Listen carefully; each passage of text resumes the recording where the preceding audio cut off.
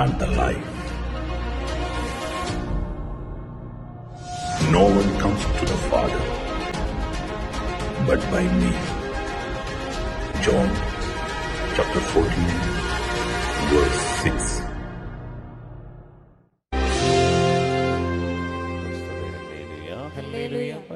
പറയാമോ? Hallelujah, hallelujah, hallelujah, hallelujah. നമ്മുടെ കർത്താവിൻ്റെ ക്രിസ്മസ് ഈ ഞായറാഴ്ച നമ്മൾ ആചരിക്കുകയാണ്. ദൈവം നമുക്ക് തന്ന ഒരു വർഷം കൂടി സന്തോഷത്തോടെ തന്നതാണ്. നമുക്ക് സന്തോഷത്തോടെയും ആനന്ദത്തിൻ്റെയും കാലയളവാണ്. നമ്മുടെ ഏറ്റവും വലിയ സന്തോഷവും ആനന്ദവും നമ്മൾ അനുഭവിക്കുന്നത് നമ്മൾ കർത്താവിനോടൊത്ത് ജീവിക്കുമ്പോഴാണ്. അതങ്ങനെ ഈശോടൊത്ത് ജീവിക്കാൻ ദൈവം നമുക്ക് തരുന്ന ഒരു സന്ദേശം സ്വീകരിച്ചുകൊണ്ട് അവിടുത്തെ അനുഗ്രഹം, ആശീർവാദം സ്വീകരിക്കാം. പ്രിയപ്പെട്ട ദൈവമക്കളെ, നമ്മുടെ കർത്താവ് നമ്മളെ വെറും കൈയോടെ ഒരിക്കലും പറഞ്ഞയക്കില്ല. നമ്മൾ വിശ്വസിക്കണം. നമ്മൾ ഈ ആലയത്തിൽ വന്ന് ദൈവത്തെ ആരാധിക്കുമ്പോൾ ഒരിക്കലും നിരാശപ്പെടരുത്. എൻ്റെ ദൈവം എന്നെ മാത്രം ഒന്ന് തൊടുന്നില്ലല്ലോ, എനിക്ക് മാത്രം ഒരു അനുഗ്രഹം ഇല്ലല്ലോ, എൻ്റെ കർത്താവ് എന്നെ എന്താ ഇങ്ങനെ ഉപേക്ഷിക്കുന്നത്, എന്നെ മാത്രം കാണാൻ കർത്താവിന് കണ്ണില്ലേ എന്നൊന്നും ആരും ചിന്തിക്കരുത്, നിരാശപ്പെടരുത്. ദൈവം തൻ്റെ ആശീർവാദം ആരിൽ നിന്നും മാറ്റി നിർത്തില്ല. ദൈവമാണോ നമ്മളെ ഇവിടേക്ക് വിളിച്ചത്, ദൈവമാണോ ആകർഷിച്ചെത്തിച്ചത്? അങ്ങനെയെങ്കിൽ ദൈവം ഒരിക്കലും നമ്മളെ കൈവിടില്ല. ദൈവത്തിൻ്റെ ആശീർവാദം നമുക്ക് നിർബന്ധമായും ദൈവം തന്നിരിക്കും. Hallelujah, hallelujah, hallelujah, hallelujah. കാരണം നമുക്കറിയാം, പെന്തക്കോസ്താ ദിനം സമാഗതമായപ്പോൾ അവരെല്ലാവരും ഒരുമിച്ച് കൂടിയിരിക്കുകയായിരുന്നു. പെട്ടെന്ന് കൊടുങ്കാറ്റടിക്കുന്നത് പോലൊരു ശബ്ദം. വചനം പറയാണ്, അവരെല്ലാവരും പരിശുദ്ധാത്മാവിനാൽ നിറഞ്ഞു. ഒരാളെ എന്നാൽ ദൈവം മാറ്റി നിർത്തിയില്ല, എല്ലാവർക്കും പരിശുദ്ധാത്മാവിനെ കിട്ടി. അങ്ങനെയെങ്കിൽ ദൈവമാണ് നിങ്ങളെ ഇവിടെ എത്തിച്ചതെങ്കിൽ ദൈവം നിങ്ങളെ അനുഗ്രഹിക്കാതെ വിടില്ല. Hallelujah, hallelujah, hallelujah, hallelujah. എൻ്റെ പിതാവിനാൽ ആകർഷിക്കപ്പെട്ടാലല്ലാതെ ആർക്കും എൻ്റെ അടുത്ത് വരാൻ പറ്റില്ല. അങ്ങനെയെങ്കിൽ ഇവിടേക്ക് വന്നത് ദൈവം നമ്മളെ ക്ഷണിച്ചതുകൊണ്ടാണ്, ആകർഷിച്ചതുകൊണ്ട്. അങ്ങനെയെങ്കിൽ ദൈവം നമ്മളെ വെറും കൈയോടെ പറഞ്ഞയക്കില്ല. സന്തോഷത്തോടെ, ശങ്കിക്കാതെ ദൈവസന്നിധിയിൽ സംശയമില്ലാതെ ഇരിക്കണം. കർത്താവ് നമ്മളെ അനുഗ്രഹിക്കുക തന്നെ ചെയ്യും. Hallelujah, hallelujah, hallelujah, hallelujah. സ്നേഹമുള്ളവരെ, നമ്മുടെ കർത്താവ് നമുക്ക് ഇന്ന് തരുന്ന ഒരു വചനം മത്തായിയുടെ സുവിശേഷം, വിശുദ്ധ മത്തായിയുടെ ശ്ലീഹായുടെ സുവിശേഷം 1-ാം അധ്യായം 21-ാം വാക്യമാണ്. നമുക്ക് വായിച്ചു കേട്ട് നമ്മുടെ ഇന്നത്തെ വചന ശുശ്രൂഷയിലേക്ക് പ്രവേശിക്കുകയും ആശീർവാദത്തിനായി ഒരുങ്ങുകയും ചെയ്യാം. അവൾ ഒരു പുത്രനെ പ്രസവിക്കും, നീ അവന് യേശു എന്ന് പേരിടണം. എന്തെന്നാൽ അവൻ തന്റെ ജനത്തെ അവരുടെ പാപങ്ങളിൽ നിന്ന് മോചിപ്പിക്കും. Hallelujah, hallelujah. ഈ വചനം വളരെ പ്രധാനപ്പെട്ട ഒരു വചനമാണ്. ഞാൻ ഇന്ന് പറയുന്നത് നിങ്ങൾ വളരെ ശ്രദ്ധയോടെ കേൾക്കണം. നിങ്ങൾ ശ്രദ്ധിച്ചാണ്ടിരിക്കുന്നത് ഈ വചനത്തിൻ്റെ പൊരുൾ അറിഞ്ഞാൽ, ഗ്രഹിച്ചാൽ യേശു ക്രിസ്തുവിൻ്റെ വരവിൻ്റെ ലക്ഷ്യം എന്താണെന്ന് നമുക്ക് മനസ്സിലാവും. പ്രിയപ്പെട്ട ദൈവമക്കളെ, നമ്മൾ തിരിച്ചറിയേണ്ട ഒരു പ്രധാനപ്പെട്ട സത്യമാണ്, യേശു എന്തിനാണ് ഈ ഭൂമിയിലേക്ക് വന്നത്? ഈശോ എന്തിനാണ് ഈ ഭൂമിയിലേക്ക് വന്നത്? ഇത് നമ്മൾ അറിഞ്ഞെങ്കിൽ മാത്രമേ ക്രിസ്മസ് നമുക്ക് പൂർണ്ണമാവുകയുള്ളൂ. ഇവിടെ വചനത്തിൽ വളരെ വ്യക്തമായിട്ട് മത്തായി ശ്ലീഹ പറയുകയാണ്, അവൾ ഒരു പുത്രനെ പ്രസവിക്കും. പരിശുദ്ധ അമ്മ ഒരു പുത്രനെ പ്രസവിക്കും, നീ അവന് യേശു എന്ന് പേരിടണം. യേശു എന്ന വാക്കിൻ്റെ അർത്ഥം അവൻ നമ്മുടെ രക്ഷകനാണ്. ഇതാണ് ആ വാക്കിൻ്റെ അർത്ഥം. നമ്മെ രക്ഷിക്കുന്നവനാണ്. എന്തിൽ നിന്നാണ് നമ്മെ രക്ഷിക്കുന്നത്? നമ്മെ നമ്മളുടെ പാപങ്ങളിൽ നിന്ന് രക്ഷിക്കും. ഇതാണ് യേശു ക്രിസ്തുവിന്റെ വരവിന്റെ ലക്ഷ്യം. Hallelujah, hallelujah, hallelujah, hallelujah. അന്നത്തെ കാലത്തെ ആളുകള് പക്ഷേ ഇത് കേട്ട് മത്തായി ശ്ലീഹായെ കുറ്റപ്പെടുത്തിയിട്ടുണ്ടാവും. മത്തായി ശ്ലീഹ ഇത് പഠിപ്പിച്ചപ്പോൾ, ഇത് എഴുതി വച്ചപ്പോൾ ആളുകൾ പറഞ്ഞിട്ടുണ്ടാകും, പാപങ്ങളിൽ നിന്നോ, പാപത്തിൻ്റെ കാര്യമൊക്കെ പിന്നെ മതി, ഞങ്ങൾക്കിപ്പോൾ രക്ഷ വേണ്ടത് ദാരിദ്ര്യത്തിൽ നിന്നാണ്, റോമാക്കാരുടെ അടിമത്തത്തിൽ നിന്നാണ്. ഞങ്ങളെ വല്ലാതെ കഷ്ടപ്പെടുത്തുന്ന രാഷ്ട്രീയ ആധിപത്യങ്ങളുണ്ട്. ഞങ്ങൾ യുദ്ധ തടവുകാരായി ഞങ്ങളെ പിടിച്ചുകൊണ്ടു പോകുന്ന അസീറിയക്കാരുണ്ട്, ഗ്രീക്കുകാരുണ്ട്. ഇവരുടെ ഈ അടിമത്തത്തിൽ നിന്നാണ് ഞങ്ങൾക്ക് മോചനം വേണ്ടേ. ഞങ്ങൾക്ക് പാപമോചനമൊക്കെ പിന്നെ മതി. ഇപ്പം ഞങ്ങൾക്ക് വേണ്ടത് 4 പുത്തം വേണം, ജീവിക്കാൻ ഒരു തുണ്ട് മണ്ണ് വേണം, ഞങ്ങൾക്ക് ഒരു വീട് വേണം, ഞങ്ങൾക്ക് ജീവിക്കാൻ വരുമാനമാർഗം തുറന്നു കിട്ടണം. അതുകൊണ്ട് മിശിഹ വരുമ്പോൾ ഞങ്ങളെ ഈ ദേശത്തിൻ്റെ രാഷ്ട്രീയ പാരതന്ത്രങ്ങളിൽ നിന്ന് ഞങ്ങളെ രക്ഷിക്കണം. ഞങ്ങൾക്ക് രക്ഷ വേണ്ടത് ഞങ്ങൾ ഈ അടിമകളാക്കി വെച്ചിരിക്കുന്ന ആളുകളിൽ നിന്നാണ്. പ്രിയപ്പെട്ടവരെ, ഇതായിരുന്നു അന്നത്തെ കാലത്തെ രക്ഷകനെക്കുറിച്ചുള്ള ചിന്ത. ശ്രദ്ധിച്ചു കേൾക്കണം. രക്ഷകൻ എന്ന് പറഞ്ഞാൽ ഞങ്ങളെ റോമാക്കാരിൽ നിന്ന് രക്ഷിക്കണം, ഈ സീസറിൻ്റെ ആധിപത്യത്തിൽ രക്ഷിക്കണം. ഈ ഹെറോദേസ് ഉണ്ടല്ലോ, ഈ ഹെറോദേസിൻ്റെ ഒരു ഭാര്യയെ സംശയം മൂലം ഈ ഹെറോദേസ് ചുട്ടുകരിച്ചു വന്നതാണ്. ഹെറോദേസിന് 10 ഭാര്യമാരുണ്ടായിരുന്നു. ഈ ഹെറോദിൻ്റെ മക്കളായിരുന്നു ഹെറോദ് അന്തിപ്പാസ്, ഹെറോദ് അർക്കലാവുസ്, ഫിലിപ്പ്, ഇങ്ങനെ ഒത്തിരി മക്കളുണ്ട്. എല്ലാവർക്കും ഓരോ പ്രവിശ്യകളൊക്കെ തിരിച്ചു കൊടുത്തു. ഈ ഹെറോദേസ് എന്ന് പറഞ്ഞാൽ ക്രൂരന. ഈശോയുടെ കാലത്ത് കുഞ്ഞുങ്ങളെ കൊന്ന ഹെറോദേസ്, ഈശോയുടെ ശിശുവധം നടത്തിയ ഹെറോദേസ് എന്ന് പറഞ്ഞാൽ ക്രൂരനായ ഒരു മനുഷ്യനാ. ഈ ഹെറോദേസിന്റെ അടിമത്തത്തിൽ ഞങ്ങളെ മോചിപ്പിക്കണം. ഈ വലിയ ഈ സീസറിന്റെ അടിമത്തത്തിൽ നിന്ന്, ചക്രവർത്തിയുടെ അടിമത്തത്തിൽ ഞങ്ങളെ മോചിപ്പിക്കണം. ഇതായിരുന്നു പ്രിയപ്പെട്ടവരെ ഇവരുടെ ലക്ഷ്യം. ഈ ഞെരുക്കം കണ്ടിട്ടാണ് ഇവരെങ്ങനെയും രക്ഷപ്പെടണമെന്ന് ആഗ്രഹിച്ചത്. പക്ഷേ ദൈവം എന്താ പറഞ്ഞെന്നറിയാമോ? മക്കളെ, ഞാൻ രക്ഷകനെ അയക്കുന്നത് പാപത്തിൽ നിന്ന് നിങ്ങളെ മോചിപ്പിക്കാനാണ്. സ്വാഭാവികമായിട്ടും ഈ പ്രതീക്ഷയോടിരുന്ന ജനം മുഴുവനും നിരാശപ്പെട്ടിട്ടുണ്ടാവും. അവർക്ക് വേണ്ടിയിരുന്നത് 4 പുത്തൻ തരുന്ന, ഞങ്ങളെ ഈ സാമ്പത്തിക ക്ലേശത്തിൽ നിന്ന് രക്ഷപ്പെടുത്തുന്ന, ഞങ്ങളെ രാഷ്ട്രീയ അടിമത്തത്തിൽ മോചിപ്പിക്കുന്ന ഒരു രക്ഷകനെയാണ്. എന്തുകൊണ്ടാണ് ദൈവം ഇങ്ങനെ ഒരു കാര്യം പറഞ്ഞത്? ഇതാണ് നമ്മൾ ശ്രദ്ധിക്കേണ്ടത്. പ്രിയപ്പെട്ട ദൈവമക്കളെ, മനുഷ്യൻ അനുഭവിക്കുന്ന ദുരിതങ്ങൾക്കും ദുരന്തങ്ങൾക്കും, അനുഭവിക്കുന്ന പ്രതിസന്ധികൾക്കും, അനുഭവിക്കുന്ന ക്രമരാഹിത്യങ്ങൾക്കും, മനുഷ്യൻ അനുഭവിക്കുന്ന അസമാധാനത്തിനും അസന്തുഷ്ടിക്കും നിരാശകൾക്കും ബൈബിൾ, സ്വർഗം, ദൈവം, യേശു പറയുന്ന കാരണം ഒന്നേ ഉള്ളൂ. അതിൻ്റെ പേരാണ് പാപം. Hallelujah, hallelujah, hallelujah. ഇതാണ് ബൈബിളിന്റെ പാഠം. മനുഷ്യൻ അനുഭവിക്കുന്ന എല്ലാ ക്രമം തെറ്റുന്ന ജീവിതശൈലികൾക്കും, എല്ലാ ദുരന്തങ്ങൾക്കും, വേട്ടയാടപ്പെടലിനും, എല്ലാ ഇരയാക്കൽപ്പെടലിനും, അടിമത്തങ്ങൾക്കും കാരണം ദൈവവുമായിട്ടുള്ള മനുഷ്യന്റെ ബന്ധം മുറിഞ്ഞു. ദൈവവുമായിട്ടുള്ള മനുഷ്യന്റെ ബന്ധം തിരികെ പിടിച്ചാൽ എല്ലാം ക്രമപ്പെട്ടുകൊള്ളും. Hallelujah, hallelujah, hallelujah, hallelujah, hallelujah, hallelujah. മനസ്സിലേക്ക് ആഴത്തിൽ പ്രവേശിക്കേണ്ട ഒരു കാര്യമാ പ്രിയപ്പെട്ടവരെ. ദൈവവുമായി ഒരു ബന്ധമുണ്ടെങ്കിൽ മുഖം വാടില്ല, കണ്ണിൽ ഇരുട്ട് കയറില്ല. ദൈവവുമായൊരു ബന്ധം നീ തിരികെ പിടിച്ചാൽ നിന്റെ മനസ്സിൽ മ്ലാനത വരില്ല.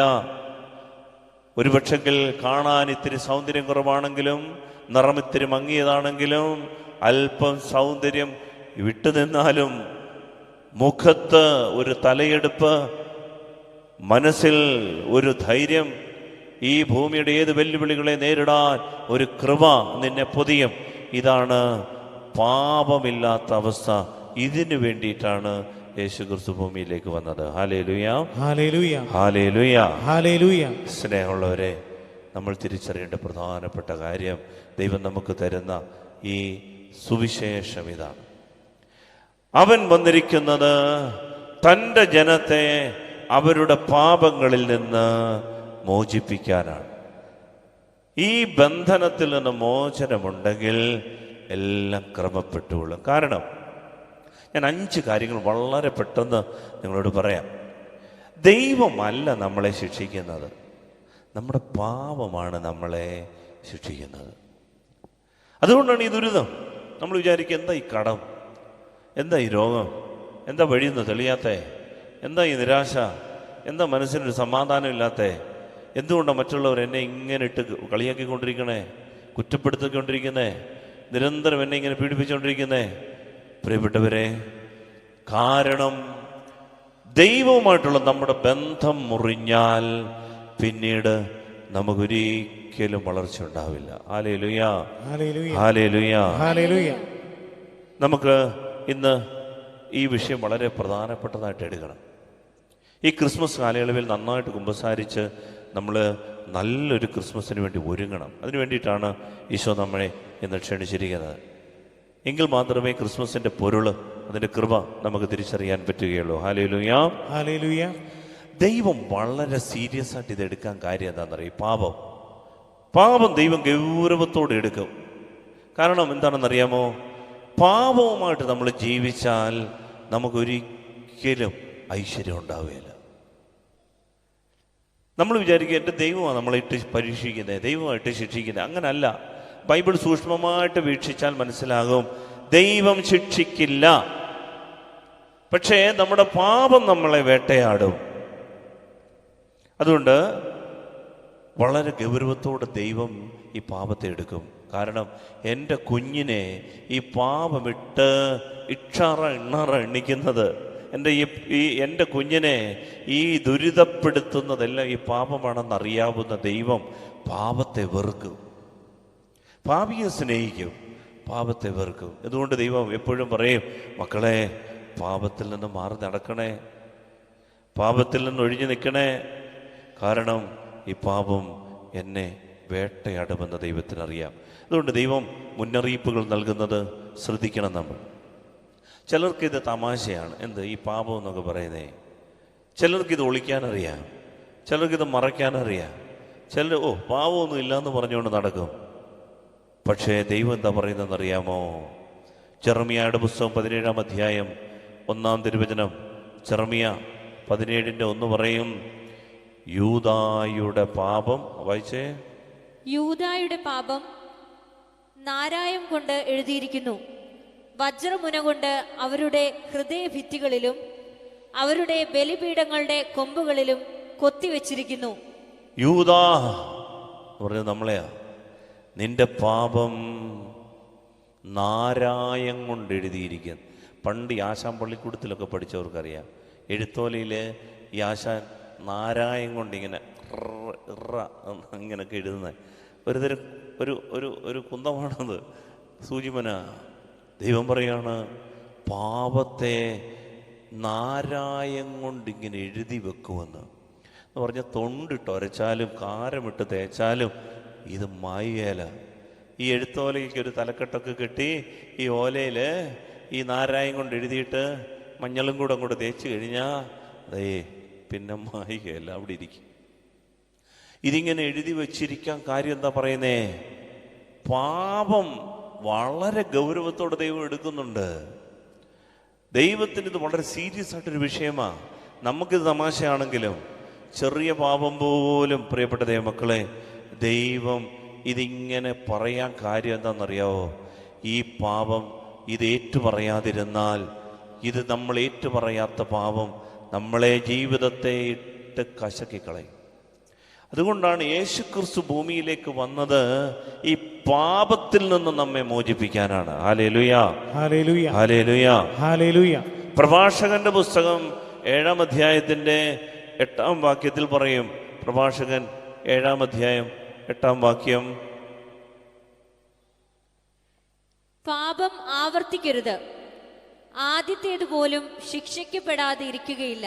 പാപം ആവർത്തിക്കരുത്. ഒരു പാപം ചെയ്തു പോയി, പറ്റിപ്പോയി, അന്നേരം അങ്ങ് സോറി പറഞ്ഞോണം. വീണ്ടും അത് ആവർത്തിക്കരുത്. ഈശോയെ ഒന്ന് കുമ്പസാരിച്ച് മോചനം പ്രാപിച്ചോണം. അത് ആവർത്തിച്ചാൽ കർത്താവ് പറയാണ്, ആദ്യത്തേത് പോലും സീരിയസ് ആയിട്ട് എടുക്കും. ദൈവത്തിന് ഇത് വലിയ വിഷയമാണ്. വിഷയം എന്ന് പറഞ്ഞു കഴിഞ്ഞാൽ ദൈവത്തിന് എന്തെങ്കിലും നഷ്ടപ്പെടുന്നത് കൊണ്ടല്ല, മറിച്ച് നമ്മൾ കിടന്ന് കഷായിക്കേണ്ടി വരും. ഇതാണ് എൻ്റെ പ്രിയപ്പെട്ട ദൈവമക്കളെ, നമ്മളെ ദൈവമല്ല ശിക്ഷിക്കുന്നത്, ഈ പാപം നമ്മളെ വേട്ടയാടും. ഇപ്പൊ ചോദിച്ചു, ഇതെന്താ വേട്ടയാടാൻ കാര്യം? സ്നേഹമുള്ളവരെ, പാപം എന്ന് പറയുന്നത് ദൈവത്തിൻ്റെ ജീവൻ മുറിച്ചു മാറ്റപ്പെടുകയാണ്. ദൈവത്തിൻ്റെ ജീവൻ നമ്മിൽ മാനിഫെസ്റ്റ് ചെയ്യാതിരുന്നാൽ നമ്മൾ ഈ ലോകത്തിൻ്റെ മുഴുവൻ ഞെരുക്കങ്ങളിൽ പെട്ടുപോകും. ഈ ഭൂമിയിൽ നമ്മളെ പിടിച്ചു നിർത്തുന്നത് ഈ ദൈവീക ജീവനാ. ഈ ദൈവീക ജീവൻ നമുക്ക് അറ്റുപോയാ പിന്നെ നമ്മൾ കിടന്ന് കഷായിക്കേണ്ടി വരും. ഇത്രയേ ഉള്ളൂ, സിമ്പിൾ ലോജിക്. നമ്മൾ പാപം ചെയ്യുന്നത് വഴി ദൈവത്തിന്റെ ജീവൻ നഷ്ടപ്പെടും. അതുകൊണ്ടാണ് കുരിശിൽ അവൻ കിടന്ന് പിടയുന്നത് കണ്ടേ, പാപത്തിന്റെ റിസൾട്ടാണത്. അവൻ സഹിച്ച അതിദാരുണമായ പീഡ എന്ന് പറയുന്നത് നമ്മൾ ചെയ്ത പാപത്തിന്റെ റിസൾട്ടാണ്. അതുകൊണ്ട് അത്രമേൽ ദാരുണമായ ഭീകരമായ അവസ്ഥയാണിത്.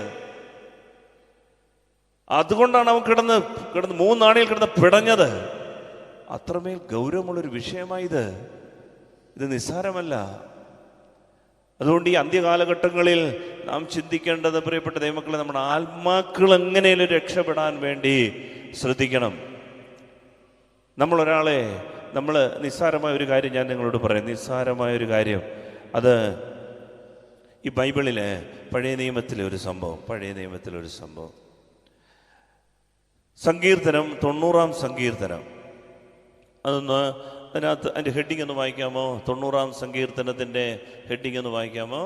അനശ്വരനായ ദൈവവും നശ്വരനായ മനുഷ്യനും. അതാണ് അതിന്റെ ഹെഡിങ്. അനശ്വരനായ ദൈവവും നശ്വരനായ മനുഷ്യനും എന്ന് പറഞ്ഞാല് അതിനകത്തൊരു ചെറിയ ഹെഡിങ് ഉണ്ട്. അതൊന്ന് വായിക്കാമോ? ദൈവപുരുഷനായ മോശയുടെ പ്രാർത്ഥന. ദൈവപുരുഷനായ മോശയുടെ പ്രാർത്ഥന എന്ന് പറഞ്ഞാൽ, ഈ പ്രാർത്ഥന ദൈവശാസ്ത്രജ്ഞന്മാർ പറയുന്നത് മോശയുടെ ഒരു സഹോദരനായിരുന്നു അഹറോൻ മരിച്ചപ്പോൾ അഹറോന്റെ ഡെഡ് ബോഡി കൊണ്ടുവന്ന് വീട്ടിൽ വെച്ച് പാടിയ സങ്കീർത്തനമാണിതെന്നാണ് പറയുക. കാരണം അതിനകത്ത് ചില വാക്കുകളൊക്കെ ഉണ്ട്. ഇതൊരു ചരമഗീതമാണ്. നമ്മൾ പാടാറില്ലേ, ഡെഡ് ബോഡിയൊക്കെ വീട്ടിൽ കൊണ്ടുവച്ചിട്ട് സമയമാ രഥത്തിൽ ഞാൻ. പേടിയാണോ പാട്ട് പാടാൻ? ഈ പാട്ട് ആരും പാടാറില്ല, പേടിയാണെന്ന്.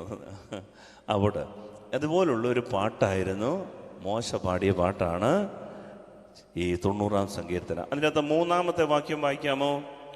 മനുഷ്യനെ അവിടുന്ന് പൊടിയിലേക്ക് മടക്കി അയക്കുന്നു. അതായത് അഹറോന്റെ ഡെഡ് ബോഡി ഇങ്ങനെ വെച്ചിട്ട് മോശ പാടുകയാണ്, മനുഷ്യനെ, അഹറോനെ അങ്ങ് പൊടിയിലേക്ക് മടക്കി അയച്ച്.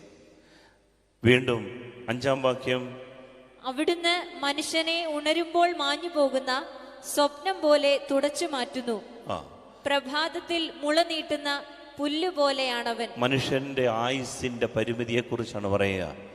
10-ാം വാക്യമോ, ഞങ്ങളുടെ ആയുഷ്കാലം 70 വർഷമാണ്, ഏറിയാൽ 80, എന്നിട്ടും അക്കാലം അത്രയും അധ്വാനവും ദുരിതവുമാണ്.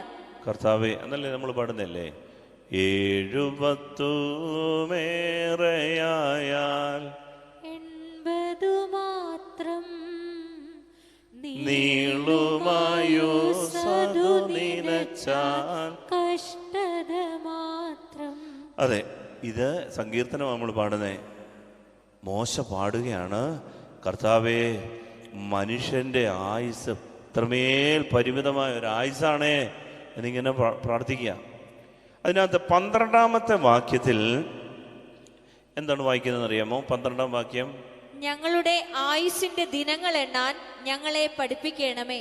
അതാണ് ഈ ചരമഗീതമായതുകൊണ്ടാണ് മോശ പ്രാർത്ഥിച്ചത്, ദൈവമേ ഞങ്ങളുടെ ആയുസിന്റെ ദിനങ്ങൾ എണ്ണാൻ ഞങ്ങളെ പഠിപ്പിക്കണമേ. എന്നിട്ട് അതിനകത്ത് 8-ാമത്തെ വാക്യം നമ്മൾ ഒന്നുകൂടെ ശ്രദ്ധിച്ച് വായിക്കാൻ പോവാണേ. മോശ പ്രാർത്ഥിച്ചതാണ്.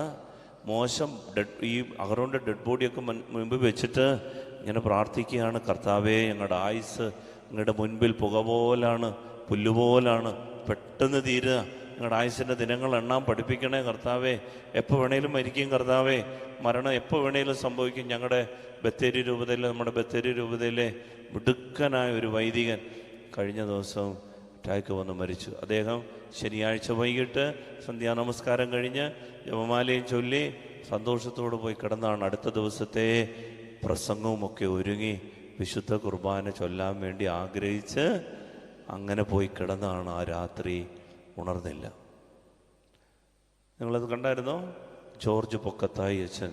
ഞാൻ കഴിഞ്ഞ ഒരു 5-6 മാസം മുമ്പ് ബത്തേരിയിലെ വൈദികരെ ധ്യാനിപ്പിക്കാനായിട്ട് പോയപ്പോൾ ഈ അച്ഛൻ മുന്നിൽ വന്നിരുന്ന് ഞാൻ ഓർക്കുന്നുണ്ട് അച്ഛന്, ആ അച്ഛൻ വന്ന് ധ്യാനമൊക്കെ കൂടുകയും എൻ്റെ അടുത്ത് വന്ന് പ്രത്യേകം കൗൺസിലിംഗ് ഒക്കെ നടത്തുകയും ഒക്കെ ചെയ്ത അച്ഛനാണ്. അപ്പം മനുഷ്യൻ്റെ കാര്യം ഇത്രയേ ഉള്ളൂ, നമ്മൾ ഇത്രയുമേ ഉള്ളൂ. എല്ലാം ഒരുങ്ങി ഇങ്ങനെ നിൽക്കുമ്പോൾ വളരെ പെട്ടെന്ന് നമ്മൾ കടന്നു പോകും. എന്നിട്ട് 8ാമത്തെ വാക്യം ഒന്ന് വായിക്കാമോ?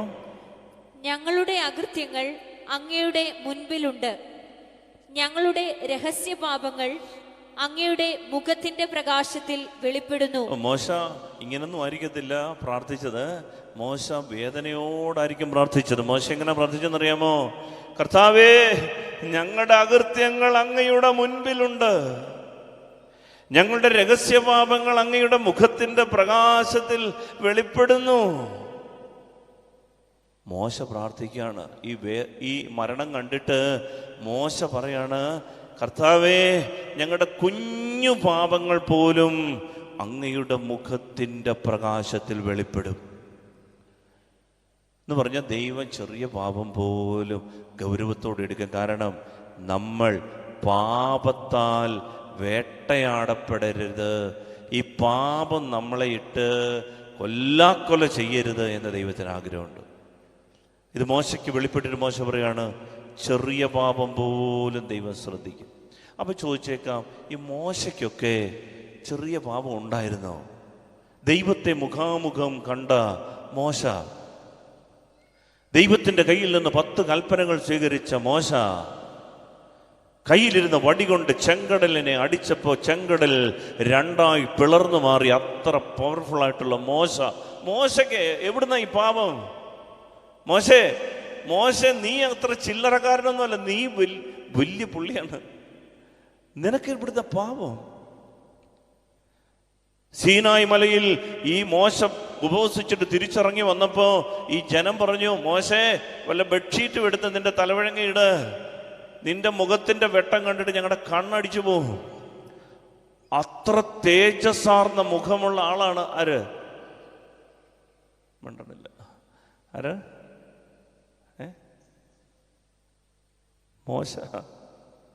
മോശ അത്ര സീരിയസ് ആണ് ആള്. നിങ്ങൾക്കറിയാമോ, മോശയ്ക്കെതിരെ ഒരു 250 പേര് പൊതുയോഗം കൂടി. അവരെല്ലാവരും കൂടി പൊതുയോഗം കൂടിയിട്ട് പറഞ്ഞു, മോശയ്ക്ക് എന്താ കൊമ്പുണ്ടോ? മോശയുടെ സഹോദരി മിരിയാം, സ്വന്തം പെങ്ങളാണ് ഈ മീറ്റിങ്ങിന് നേതൃത്വം കൊടുക്കുന്നത്. അന്നത്തെ കാലത്തും ഈ ചേച്ചിമാരിങ്ങനെ നിൽക്കും. ഈ പൊതുയോഗം കൂടിയിട്ട് പറയും, ആഹാ, മോശയ്ക്ക് എന്നാ കൊമ്പുണ്ടോ? ഞങ്ങൾ കൗൺസിലിംഗ് നടത്തിയ എന്താ ആളുകൾക്ക് കേൾക്കത്തില്ലേ? എല്ലാവരും എന്താ മോശയുടെ കൗൺസിലിംഗ് മുറിയിലോട്ട് പോകുന്നേ? ആളുകൾ എന്താ ഞങ്ങളുടെ അടുത്തോട്ട് വരാത്തെ? ഇതൊക്കെയാണ് കംപ്ലൈൻറ്റ്. പ്രിയപ്പെട്ടവരെ, മോശ ഇങ്ങനെ ഈ സംഭവം ആളുകൾ പിറുപിറുത്ത് മോശയ്ക്കെതിരെ 250 പേര്, അത് നമ്മൾ വായിക്കുന്നുണ്ട് ബൈബിളിൽ, സംഖ്യയുടെ പുസ്തകത്തിൽ 250 പേര് മോശയ്ക്കെതിരെ മീറ്റിംഗ് നടത്തി. എന്താ സംഭവിച്ചെന്നറിയോ? മോശ ഇതറിഞ്ഞില്ല. ദൈവം ഇത് കേട്ടിട്ട് ഭൂമി 2ആയിട്ടങ്ങ് പിളർന്ന് പൊതുയോഗം നടന്ന സ്ഥലത്തിരുന്ന ആളുകൾ താഴോട്ടങ്ങ് പോയി. മരിക്കാതെ അടക്കം കിട്ടി. അങ്ങനെയൊക്കെ സംഭവമുണ്ട് കേട്ടോ. മരിക്കൊന്നും വേണ്ട, അടക്കം കിട്ടാൻ. ഭൂമി അങ്ങ് നികന്ന് കാണാനില്ല, അപ്രത്യക്ഷമായി. കാരണം മോശയ്ക്കെതിരെ ആരേലും ഒരു വാക്ക് വെറുത്ത കർത്താവ് അടങ്ങിയിരിക്കുകയില്ല. അത്ര ഗൗരവമുള്ള ടീമാണ് ആര്? മോശ. ദൈവം മുമ്പാകെ ദൈവ പുരുഷനാണ്, ദൈവം തെരഞ്ഞെടുത്ത, ദൈവം തൊട്ട മനുഷ്യനാണ്. മോശയ്ക്കെതിരെ മിരിയാം പിറുപിറുത്തപ്പോൾ എന്താ സംഭവിച്ചെന്നറിയാമോ? രാവിലെ എഴുന്നേറ്റ് നോക്കുമ്പോൾ ഈ ചേച്ചിയുടെ കൈ ബ്രഷും പേസ്റ്റും ഒക്കെ എടുത്തപ്പോൾ കൈ എല്ലാം വെളുത്തിരിക്കുന്നു. ഒരു വിരലില്ല ഇങ്ങനെ പിടിക്കാൻ. കുഷ്ഠം അത്ര സീരിയസ് ആണ്. മോശയ്ക്കെതിരെ ആരെങ്കിലും ഒരു വാക്ക് പറഞ്ഞ ദൈവം ചാടിയിറങ്ങും, മിണ്ടിപ്പോരെന്ന് പറയും. ഇനി ശ്രദ്ധിക്കണം, ഈ മോശ പ്രാർത്ഥിക്കുകയാണ്, കർത്താവേ, ഞങ്ങളുടെ ചെറിയ പാപം പോലും അങ്ങയുടെ മുമ്പിൽ വെളിപ്പെടും. മോശയ്ക്ക് പാപമുണ്ടോ? അത് മനസ്സിലാക്കണമെങ്കിൽ പുതിയ നിയമത്തിൽ വരണം. പുതിയ നിയമത്തിൽ യൂദാസിൻ്റെ ഒരു ലേഖനമുണ്ട്. പുതിയ നിയമത്തിൽ യൂദാസിൻ്റെ ലേഖനം ഒറ്റ അധ്യായമേ ഉള്ളൂ. അതിനകത്ത് 9-ാമത്തെ വാക്യത്തിൽ മോശയെക്കുറിച്ച് പറയുന്നുണ്ട്. പുതിയ നിയമത്തിൽ 9-ാം വാക്യം വായിക്കാം. യൂദാസിൻ്റെ ലേഖനം 9-ാം വാക്യം. പ്രധാന ദൂതനായ മിഖായേൽ മോശയുടെ ശരീരത്തെ ചൊല്ലി പിശാചിനോട് തർക്കിച്ചപ്പോൾ അവനെ കുറ്റപ്പെടുത്തി ഒരു നിന്ദാവചനം പോലെ ഉച്ചരിക്കാൻ തുനിഞ്ഞില്ല. ഒരു നിന്നാ വാക്കുപോലും ഉച്ചരിക്കാൻ തുനിഞ്ഞില്ല. പിന്നെയോ കർത്താവ് നിന്നെ ശാസിക്കട്ടെ എന്ന് മാത്രം പറഞ്ഞു. Hallelujah, hallelujah, hallelujah, hallelujah. എന്നോട് ശ്രദ്ധിച്ച് കേൾക്കണം. പ്രധാന ദൂതനായ മിഖായേൽ മോശയുടെ ശരീരത്തെ ചൊല്ലി പിശാചിനോട് തർക്കിച്ചെന്ന്. മക്കളെ ശ്രദ്ധിച്ച് കേൾക്കണം. മോശ മരിച്ച് സ്വർഗത്തിൽ ചെന്നു. പുതിയ നിയമത്തിലാണ് ഇത് എഴുതിയിരിക്കുന്നത്. യൂദാസിന് വെളിപ്പെട്ട ഒരു വെളിപാടാണിത്. യൂദാസ് എന്ന് പറയുന്നത് യൂദാസ് ഇസ്കറിയോത്ത അല്ല, കർത്താവിൻ്റെ ശിഷ്യനായ യൂദാസ്. യൂദാസിന് വെളിപ്പെട്ട, പിന്നീട് തിരഞ്ഞെടുക്കപ്പെട്ട യൂദാസ് തദേവൂസ് നമുക്കറിയാം. ക്ഷമിക്കണം, പിന്നീട് തിരഞ്ഞെടുക്കപ്പെട്ടതല്ല, കർത്താവിൻ്റെ ശിഷ്യനായ യൂദാ തദേവൂസ്. ഈ യൂദാ തദേവൂസ് എഴുതിയ ലേഖനത്തിൽ യൂദാസിന് വെളിപ്പെട്ട ഒരു ഒരു ഒരു ഒരു ഒരു ഒരു സത്യമാണിത്. പ്രധാന പുരോഹിതനായ മിഖായേൽ മോശയുടെ ശരീരത്തെ ചൊല്ലി പിശാചിനോട് തർക്കിച്ചു. എന്ന് പറഞ്ഞാൽ മോശ മരിച്ച് മോശയുടെ ശരീരം ഇങ്ങനെ കിടക്കുമ്പോൾ പിശാച് വന്നിട്ട് മിഖായേൽ ദൂതനോട് പറഞ്ഞു, ദേ ഈ ശരീരത്തിൽ എനിക്കൊരവകാശം കിടപ്പുണ്ട്. എൻ്റെ അമ്മച്ചി, മോശയുടെ ശരീരത്തിൽ പിശാച് അവകാശം പറഞ്ഞു, ലീഗൽ റൈറ്റ് കിടപ്പുണ്ടെന്ന്. പിശാച് തർക്കിച്ചു മിഖായേലിനോട്. സാധാരണ മിഖായേൽ ദൂതനോട് തർക്കിച്ചാൽ അന്നേരം വിവരം അറിയും. മിഖായേൽ എന്ന് പറഞ്ഞാൽ ചില്ലറക്കാരനല്ല. കയ്യിലിരിക്കുന്ന വാൾ കൊണ്ട് ഒരു വീശിയാൽ മതി, പിശാച് 8 കഷണമായിട്ട് തുണ്ടമായിട്ട് മാറും. പക്ഷേ ഈ പിശാചിന് ധൈര്യമായി പിശാചിന് മിഖായേലിനോട് തർക്കിക്കാൻ മോശയുടെ ശരീരത്തെ ചൊല്ലി. മോശയുടെ ശരീരം സ്വർഗത്തിലേക്ക് വരുമ്പോ, പ്രിയപ്പെട്ടവരെ, മാലാഖമാർ മോശ എന്ന മഹാദൈവപുരുഷൻ വരുന്നേ എന്ന് പറഞ്ഞപ്പോ പെട്ടെന്ന് പിശാച് കയറി ബ്ലോക്ക് ചെയ്തിട്ട് പറഞ്ഞു, വെയിറ്റ്, ശരീരമൊക്കെ ഇങ്ങോട്ട് എടുത്തോ, പക്ഷേ ഈ ശരീരത്തിൽ എനിക്കൊരു അവകാശം കിടപ്പുണ്ടെന്ന് പറഞ്ഞു. അതെന്താണെന്നറിയാമോ? സങ്കീർത്തന പുസ്തകത്തിൽ അത് എഴുതിയിട്ടുണ്ട്. 106-ാം സങ്കീർത്തനത്തിൽ 32, 33 വാക്യങ്ങൾ വായിച്ചാൽ അറിയാം പിശാച് എന്തിനാണ് ഈ അവകാശവാദം ഉന്നയിച്ചത്. ഞാൻ പറഞ്ഞത് വളരെ ശ്രദ്ധയോടിരിക്കണം. ദൈവമല്ല ശിക്ഷിക്കുന്നത്, പിശാച് അവകാശം പറയും പാപത്തിനടിപ്പെട്ടാൽ. സങ്കീർത്തനം 106-ന്റെ വായിക്കാമോ? 32, 33 വാക്യങ്ങൾ. മെരീബ ജലാശയത്തിനടുത്ത് വെച്ച് അവർ അവിടുത്തെ പ്രകോപിപ്പിച്ചു. അതായത് മോശയുടെ നേതൃത്വത്തിൽ ഇസ്രായേൽ ജനം ഈജിപ്തിൽ നിന്ന് കാനാൻ നാട്ടിലേക്ക്, വാഗ്ദത്ത നാട്ടിലേക്ക് വരികയാണ്.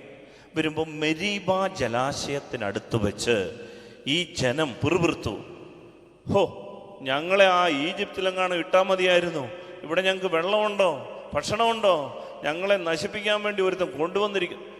ഇങ്ങനെ ജനം മോശയ്ക്കെതിരെയും ദൈവത്തിനെതിരെയും പിറുപിറുക്കുകയാണ്.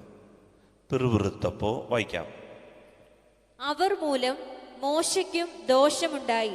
അവർ മൂലം മോശയ്ക്ക് ദോഷമുണ്ടായി. ആര് മൂലം? ഈ ജനം പിറുപിറുക്കും. ജനം പിറുപിറുക്കുന്നത് മൂലം മോശയ്ക്ക് ദോഷമുണ്ടായി. ജനം പിറുപിറുത്താൽ മോശയ്ക്ക് ദോഷമുണ്ടാവും. എന്താ സംഭവിച്ചെന്നറിയാമോ? വായിക്കാം. അവർ അവന് മനോവേദന ഉളവാക്കി. ഈ ജനം ഈ മോശയ്ക്ക് മനോവേദന ഉളവാക്കി. അതായത് ചില വാക്കുകളൊക്കെ പറയുമ്പോൾ ഈ മോശയ്ക്ക് അങ്ങ് വേദനയായി.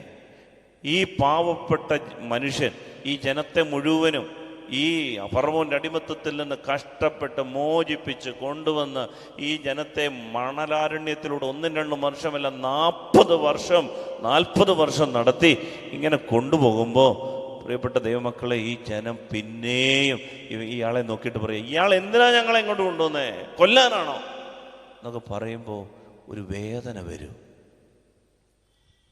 ഒരു വേദന അങ്ങോട്ടുണ്ടായി കണ്ണങ്ങോട്ട് നിറയും.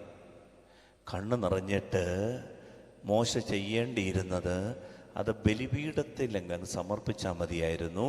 പക്ഷേ മോശ എന്ത് ചെയ്തെന്നറിയാമോ? ഈ ജനത്തെ നോക്കിയിട്ട് വിവേകരഹിതമായി സംസാരിച്ചു. വായിക്കാമോ? അവൻ വിവേകരഹിതമായി സംസാരിച്ചു. മോശ എന്തോ വിട്ടങ്ങ് പറഞ്ഞു. മോശ ഈ ജനത്തെ നോക്കിയിട്ട് പറഞ്ഞു, നിന്നെയൊക്കെ പ്രസവിച്ചത് ഞാനാണോ ഉള്ള രീതിയിൽ ഒരു വാക്കങ്ങ് പറഞ്ഞു. പാവം, മനോവേദന മൂലമാണ്. മനോവേദന കൂടി ഒരു വാക്കങ്ങ് വിട്ടു പറഞ്ഞു. അതവന് ദോഷമായി. ഒരു വാക്ക് വിട്ടു പറഞ്ഞപ്പോ, മരിച്ചു കഴിഞ്ഞപ്പോ പിശാച് വന്നേക്കുക. മിഖായേലേ വെയിറ്റ്, മോശയുടെ നാക്കിങ്ങ് തന്നേര്. നാക്കേ, ബാക്കി അവയവങ്ങളെല്ലാം എടുത്തോളാൻ പറഞ്ഞു. അങ്ങനെ ആയിരിക്കും പറഞ്ഞത്. കാരണം പിശാച് നിയമപരമായ അവകാശവാദം ഉന്നയിക്കും. പ്രിയപ്പെട്ട ദൈവമക്കളെ, വളരെ ഗൗരവമായാണ് ദൈവം പാപത്തെ എടുക്കുന്നത്. കാരണം പിശാചിന് അവകാശം കിടക്കും. അതുകൊണ്ടാണ് നമ്മൾ പറയുന്ന ഓരോ വ്യർത്ഥ വാക്കിനും വിധി ദിവസം കണക്ക് കൊടുക്കേണ്ടി വരും. മത്തായിയുടെ സുവിശേഷം 12-ാം അധ്യായം 36-ാം തിരുവചനം. മനുഷ്യർ പറയുന്ന ഓരോ വ്യർത്ഥ വാക്കിനും വിധി ദിവസത്തിൽ കണക്ക് കൊടുക്കേണ്ടി വരും. അത്ര ഗൗരവമുള്ള വിഷയമാണ് ഈ പാപം. ഇത് നമ്മളിട്ട് തകർത്തുകളയും. അതിനാൽ പ്രിയപ്പെട്ട ദൈവമക്കളെ, നമ്മുടെ ജീവിതത്തെ വളരെ പ്രധാനപ്പെട്ട വിഷയം, നമ്മൾ ആളുകളെയൊക്കെ ഇങ്ങനെ കുറ്റപ്പെടുത്തുമ്പോൾ, വിധിക്കുമ്പോൾ, ആളുകളെക്കുറിച്ച് അച്ഛനിതൊന്നും അറിയാത്തതുകൊണ്ടാണ് അവനെക്കുറിച്ച്, അച്ഛൻ ആളിനെ വല്ലതും കണ്ടിട്ടുണ്ടോ എന്നൊക്കെ പറയുമ്പോൾ, പ്രിയപ്പെട്ട ദൈവമക്കളെ, എന്നോടൊരാൾ പറയും, ഇപ്പം ഞാൻ പറയാണ്, പിന്നെ എനിക്കറിയാം ആളിനെ എനിക്കറിയത്തില്ലേ എന്നൊക്കെ വിധിക്കുമ്പോൾ ഈ വ്യർത്ഥവാക്കുകൾക്കെല്ലാം കണക്കൊടു. പിശാച് ലീഗൽ റൈറ്റ്, അവകാശം പറയും. പിശാച് പിന്നെ പറയും, അവകാശം തീർന്നിട്ട് കയറിയാൽ മതി എന്ന് പറയും. അതിനാൽ ഈ ക്രിസ്മസ് കാലയളവിൽ നാം മനസ്സിലാക്കേണ്ടത്, നിസ്സാര കാര്യം പോലും നമ്മളെ തളച്ചിടും, പൂട്ടിയിടും, ബന്ധിച്ചിടും. അതിനാൽ ഈ ബന്ധനത്തിൽ നിന്ന് മോചിപ്പിക്കാനാണ് അവൻ വന്നത്. ഹല്ലേലൂയ. അവൻ വന്നിരിക്കുന്നത് തൻ്റെ ജനത്തെ അവരുടെ പാപങ്ങളിൽ നിന്ന് മോചിപ്പിക്കാനാണ്. Hallelujah, hallelujah, hallelujah, hallelujah. അതുകൊണ്ടാണ് പ്രിയപ്പെട്ട ദൈവമക്കളെ, ഈ ബൈബിളിൽ ചില ആളുകൾ ഇതിനെ കാണുന്നത് എന്താണെന്നറിയോ? ഇതിനകത്തൊന്നും കുഴപ്പമൊന്നുമില്ല, ഞാൻ എൻ്റെ ഇഷ്ടത്തിന് നടന്നാലും ദൈവം എന്നെ അനുഗ്രഹിച്ചോളും, ഇങ്ങനെ കരുതുന്ന ആളുകളുണ്ട്. ഇവരെ കുറിച്ച് ബൈബിൾ പറയുന്ന വാക്യം എന്താണെന്നറിയാമോ? ഇവരെക്കുറിച്ച് ബൈബിൾ പറയുന്നത്, ഈ വിഷഫലം കായ്ക്കുന്ന മരത്തിൻ്റെ വേരെന്നാണ് പറയുന്നത്. വിഷഫലം കായ്ക്കുന്ന മരത്തിൻ്റെ വേര്. നിയമാവർത്തന പുസ്തകത്തിലാണ് ആ വചനം നമ്മൾ കാണുന്നത്. അതായത്, ഞാൻ എൻ്റെ ഇഷ്ടത്തിന് നടന്നാലും ഒരു കുഴപ്പവും ഇല്ല എന്ന് പറയുന്ന ആളുകളെക്കുറിച്ച് ബൈബിൾ പറയുകയാണ്, അവൻ വിഷഫലം കായ്ക്കുന്ന മരത്തിൻ്റെ വേര് കണക്കെയാണ് എന്ന് പറഞ്ഞാൽ അതാണ് അവൻ അതോടുകൂടി ആ മരം വെട്ടിക്കളയാനുള്ള വിധിയാണ്. പിന്നെ ആ മരത്തിന് നിലനിൽക്കാനുള്ള സാധ്യത ഇല്ല. Hallelujah, hallelujah, hallelujah, hallelujah, hallelujah, hallelujah. Isho അതുകൊണ്ടാണ് പ്രിയപ്പെട്ട ദൈവമക്കളെ ബത്സയിദ കുളക്കരയിൽ തളർന്നു കിടന്ന മനുഷ്യനോട് അവനെ സുഖപ്പെടുത്തിയിട്ട് പറയുന്നൊരു കാര്യമുണ്ട്.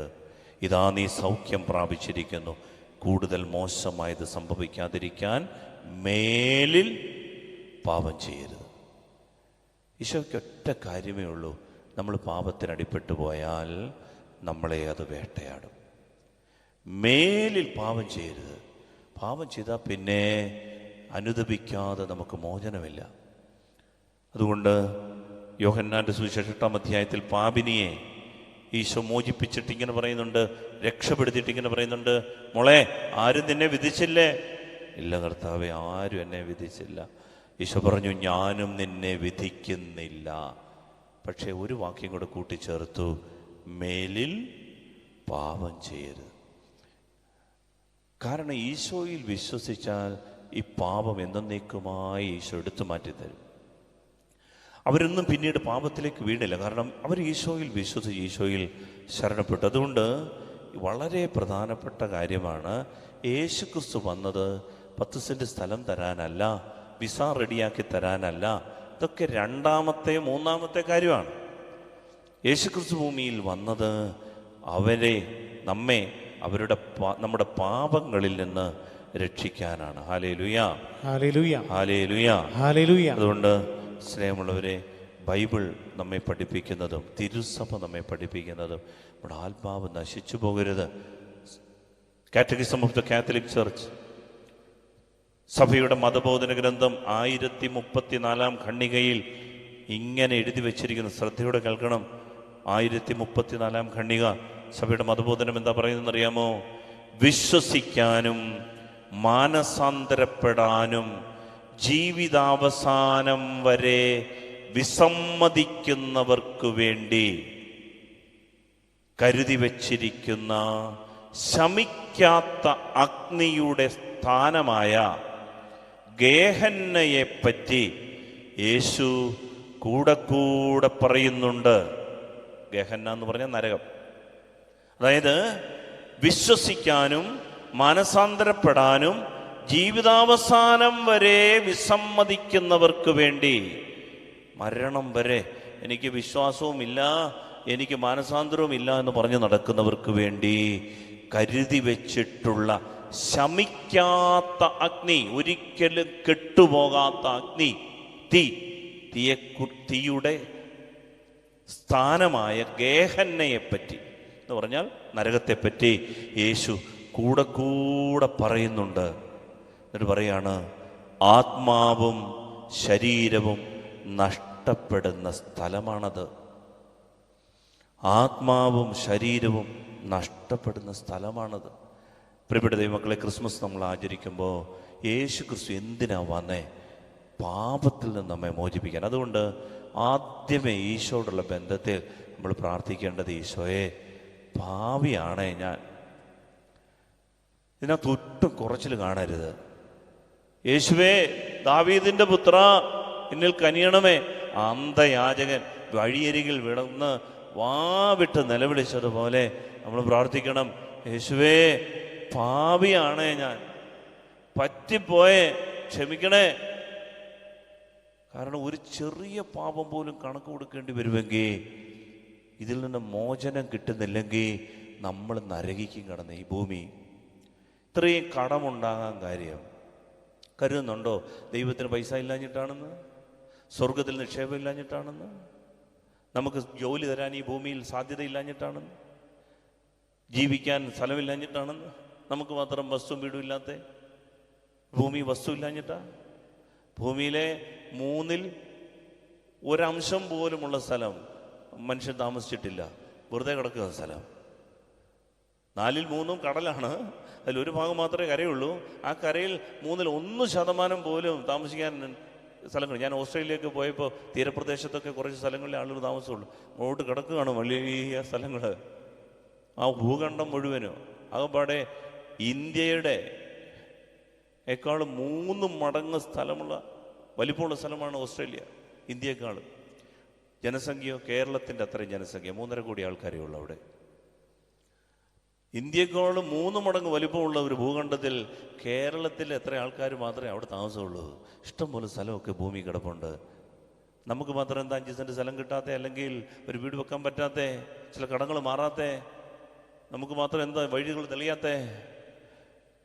സ്നേഹമുള്ളവരെ, പരിശോധിക്കണം, ആത്മശോധന ചെയ്യണം. യേശു ക്രിസ്തു ഒന്നാമതായി വന്നത് നമുക്ക് ഈ ദുരിതം നമ്മിൽ നിന്ന് എടുത്തു മാറ്റണമെങ്കിൽ നമ്മെ വേട്ടയാടുന്ന പാപത്തിൽ നിന്നൊക്കെ മോചിക്കണം. അതുകൊണ്ട് ചെറിയ കാര്യം പോലും നാം ആത്മശോധന ചെയ്ത് കണ്ടെത്തി ഏറ്റുപറഞ്ഞ് പാപമോചനം പ്രാപിക്കണം.